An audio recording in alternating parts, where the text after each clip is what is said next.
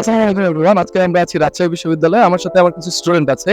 তো আমি তাদের কিছু ইন্টারেস্টিং প্রোগ্রামে আজ করবো। বেসিক্যালি খাবার রিলেটেড। এখন যেহেতু শীতের সময়, হ্যাঁ, অনেক শীত ঋতুতে অনেক বিভিন্ন খাবার-দাবার আছে। ওকে মাওয়া, তুমি বলো দেখি যে ভাপা পিঠার ইংরেজি কি? It's called steam cake. Steamed cake, right? Yes. ওকে নাহলে তুমি বলো কি? আলু ভর্তার ইংরেজি কি? Mashed potato. ওকে শুনতে পারো দেখি আমরা যে পাপড় খাই, পাপড়ের ইংরেজি কি? It's called papadum. ঝালমুড়ির ইংরেজি কি? Spicy puffed rice. কি? Spicy puffed rice. Spicy popped rice.